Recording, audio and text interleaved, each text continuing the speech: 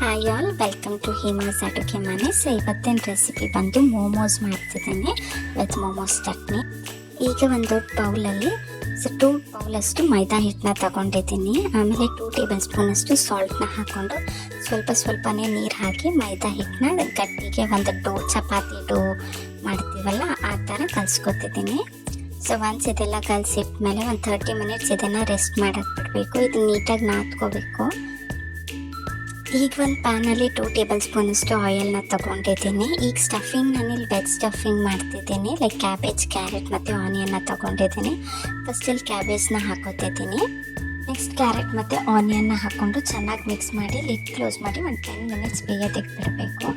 Once ಆದಮೇಲೆ 1 table ಸ್ಪೂನಷ್ಟು ಸಾಲ್ಟ್ನ ಹಾಕಿ fry ಮಾಡಿ ತೊಗೊಂಡ್ರೆ ಆಯಿತು. ಈಗ ನಾವಾಗಲೇ ಏನು ಮೈದಾದಲ್ಲಿ ಹಿಟ್ಟು ಮಾಡಿಟ್ಟಿದ್ವಿ, ಸೊ ಅದನ್ನು ನಾವು ಪೂರಿ ಶೇಪಲ್ಲಿ ಒಂದು ಚಿಕ್ಕದಾಗಿ ತೊಗೋಬೇಕು. ಸೊ ಆ ರೀತಿ ತೊಗೊಂಡು 2 ಟೇಬಲ್ ಸ್ಪೂನ್ ಸ್ಟಫಿಂಗ್ನ ಇಟ್ಟು ಮೋಮೋ ಶೇಪಲ್ಲಿ ಈ ರೀತಿ ಮಾಡ್ಕೊತಿದ್ದೀನಿ. ಸೊ ಒಂದು ಸ್ವಲ್ಪ ಹೀಗೆ ಕ್ಲೋಸ್ಡ್ ಮೋಮೋಸ್ ಮಾಡಿದ್ದೀನಿ, ಇನ್ನೊಂದು ಸ್ವಲ್ಪ ಓಪನ್ ಮೋಮೋಸ್ನ ಮಾಡಿದ್ದೀನಿ. ಸೊ ಸೇಮ್ ರೀತಿ ಸೆಂಟ್ರಲ್ ಚೂರು ಓಪನ್ ಬಿಟ್ಟಿದ್ದೀನಿ.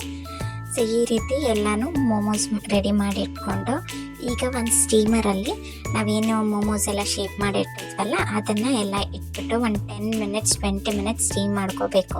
ಈ ಮೈದಾ ಹಿಟ್ಟು ಸ್ವಲ್ಪ ಟೈಮ್ ತೊಗೊಳುತ್ತೆ ಬೇಯೋದಕ್ಕೆ, ಸೊ ನೀಟಾಗಿ ಬೇಯಿಸ್ಕೊಳ್ಳಿ.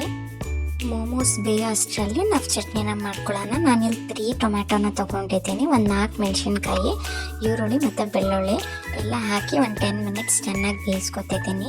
ಸೊ ಒನ್ಸ್ ಎಲ್ಲ ಬೆಂದಮೇಲೆ ನಾವಿಲ್ಲಿ ಎಲ್ಲ ತಣ್ಣಗೆ ಹಾಕಕ್ಕೆ ಬಿಡಬೇಕು. ಒಂದು 10 ಮಿನಿಟ್ಸ್ ಬಿಟ್ಟರೆ ಆಯಿತು. ಸೊ ಎಲ್ಲ ಒಂದು ಬ್ಲೆಂಡರ್ಗೆ ಹಾಕಿ ಸ್ವಲ್ಪ ಸಾಲ್ಟ್ ಹಾಕಿ ಫೈನಾಗಿ ಪೇಸ್ಟ್ ಮಾಡಿಕೊಂಡ್ರೆ ಆಯಿತು. ಸೊ ಒನ್ಸ್ ಇದೆಲ್ಲ ಫೈನಾಗಿ ಪೇಸ್ಟ್ ಮಾಡ್ಕೊಂಡ್ಮೇಲೆ ಒಂದು ಪ್ಯಾನ್ಗೆ 1 ಟೇಬಲ್ ಸ್ಪೂನಷ್ಟು ಆಯಿಲ್ನ ಹಾಕಿ ಗಾರ್ಲಿಕ್ ಹಾಕ್ತಿದ್ದೀನಿ. ಇದು ಬೆಳ್ಳುಳ್ಳಿನ ಫೈನಾಗಿ ಚಾಪ್ ಮಾಡಿಬಿಟ್ಟು ಹಾಕ್ತಿದ್ದೀನಿ. ಚಾಪ್ ಮಾಡಿ ಒಂದು 2 ಮಿನಿಟ್ಸ್ ಫ್ರೈ ಮಾಡ್ಕೊಂಡ್ಮೇಲೆ ನಾವೇನು ರುಬ್ಬಿಟ್ಟಿದ್ವಲ್ಲ ಅದನ್ನು ಹಾಕ್ಕೊಳ್ಳೋದಷ್ಟೇ. ಸೊ ಅದು ಹಾಕಿದ್ಮೇಲೆ ನಾನಿಲ್ಲಿ 1 ಟೇಬಲ್ ಸ್ಪೂನಷ್ಟು ಟೊಮ್ಯಾಟೊ ಸಾಸ್ ಮತ್ತು 1 ಟೇಬಲ್ ಸ್ಪೂನಷ್ಟು ಸೋಯಾ ಸಾಸ್ನ ಹಾಕ್ತಿದ್ದೀನಿ.